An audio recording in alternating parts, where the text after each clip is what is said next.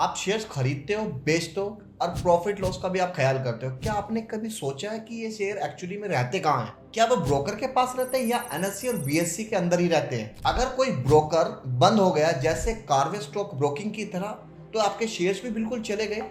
सो दोस्तों, आज की इस वीडियो में हम एनएसडीएल के बारे में पूरा सच जानेंगे। एनएसडीएल क्या है, कैसे काम करता है और आपके लिए जानना क्यों जरूरी है, जानते हैं इस वीडियो में। पहले जानते हैं एनएसडीएल है क्या। एनएसडीएल यानी नेशनल सिक्योरिटी डिपॉजिटरी लिमिटेड एक सेंट्रल इंस्टीट्यूशन है, just like a bank, but ये शेयर्स का बैंक है जो 1996 में स्टेबल हुआ।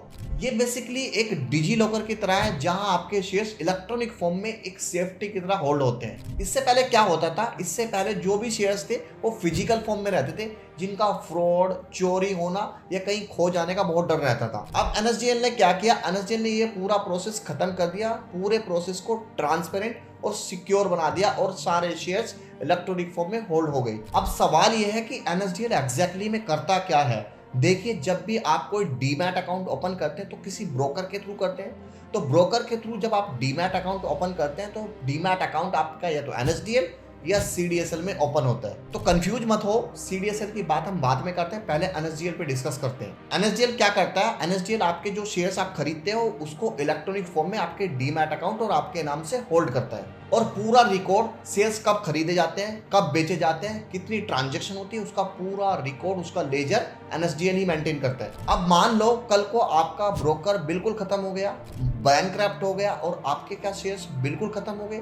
बिल्कुल नहीं। एक्चुअली में ये जो शेयर्स है ना, आप जो शेयर्स खरीदे हैं ये आपके नाम पे एनएसडीएल में रजिस्टर्ड है, ब्रोकर के नाम पे नहीं है। ब्रोकर सिर्फ एक मिडलमैन, इंटरमीडिएट की तरह काम करता है, मतलब आपको शेयर्स को बाय और सेल कराने और इलेक्ट्रॉनिक फॉर्म में शेयर्स को पहुंचाने तक ही काम करता है। इसलिए कोई भी ब्रोकर, उसकी फाइनेंशियल कंडीशन अगर खराब भी है तो आपके शेयर्स या आपकी फाइनेंशियल कंडीशन को अफेक्ट नहीं करेगा। आप सिंपली एक काम कर सकते हो, अपना डीमैट अकाउंट किसी दूसरे ब्रोकर के साथ में ओपन करा सकते हो और जो प्रीवियस जो भी ब्रोकर वो डूबा था उसका शेयर एनएसडीएल के थ्रू आप ट्रांसफर करा सकते हो। अगर आप भी ब्रोकर को लेके कंफ्यूज हो कि कौन सा ब्रोकर बेस्ट है, तो मैं एक ब्रोकर को सजेस्ट करता हूँ जिसपे मैं ट्रेडिंग करता हूँ पर्सनली, तो वो है आनंद राठी स्टॉक ब्रोकिंग। उसका लिंक मैंने डिस्क्रिप्शन में मेंशन किया है, आप जाके एक बार चेकआउट कर सकते हैं, देख सकते हैं और अपनी डिटेल्स फिल अप कर सकते हैं। अभी जस्ट मैंने बात की थी कि मैंने सीडीएसएल को अवॉइड किया था, चलो अब सीडीएसएल और एनएसडीएल को एक बार कंपेयर करके डिस्कस करते हैं। तो जैसा कि आप जानते हैं, इंडिया में दो डिपॉजिटरी है। डिपॉजिटरी मींस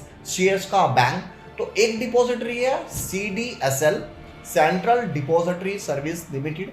दूसरी डिपॉजिटरी है एनएसडीएल, जिसके बारे में हम अभी डिस्कस कर रहे थे, national securities depository limited. NSDL mostly बड़े ब्रोकर के साथ में अलाइन है, जैसे आईसीआईसीआई, एसबीआई या कोटक, ऐसे बड़े ब्रोकर के साथ। वहीं अगर मैं सीडीएसएल की बात करूं तो सीडीएसएल मिड और स्मॉल या हर एक ब्रोकर के साथ में अलाइन होता है, जैसे जीरोधा, अपस्टॉक या आनंद राठी बड़े बड़े ब्रोकर या मिड और स्मॉल साइज के ब्रोकर सबके साथ में अलाइन है। वैसे तो दोनों ही सेफ है, दोनों सेबी के अंडर में रेगुलेशन आता है, या सीडीएसएल हो या एनएसडीएल हो, दोनों ही सेफ है। चलो अब फाइनली बात करते हैं एनएसडीएल की सेफ्टी और सिक्योरिटी का क्या कंसर्न है। एनएसडीएल की सेफ्टी प्रोटोकॉल बहुत ज्यादा हाईएस्ट है, हर एक ट्रांजैक्शन डिजिटली होता है और इंक्रिप्शन होता है। अब बात करते हैं एनएसडीएल सेफ्टी और सिक्योरिटी की। सेफ्टी के पॉइंट से बात करूं तो एनएसडीएल हाईली सिक्योरिटी प्रोटोकॉल है और ट्रांजैक्शन डिजिटली होते हैं, सारा इंक्रिप्शन होता है और अभी तक जितना भी है सारा ऑडिट होता है।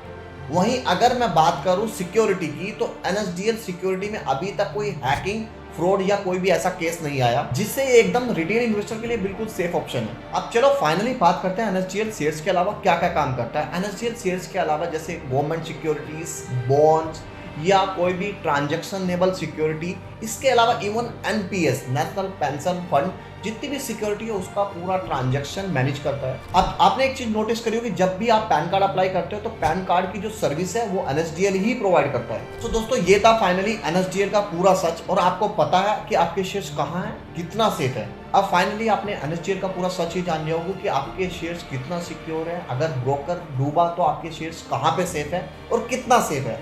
तो इतना जान लिया। अगर आपको ये इन्फॉर्मेशन वैल्यूएबल लगा तो प्लीज चैनल को सब्सक्राइब जरूर करें और बेल आइकन को प्रेस करें, क्योंकि स्टॉक मार्केट में सबसे ज्यादा इंपॉर्टेंट है तो वो सेफ्टी है। अगर वीडियो पसंद आया तो लाइक करें, शेयर करें और मिलते हैं नेक्स्ट वीडियो में। Bye bye.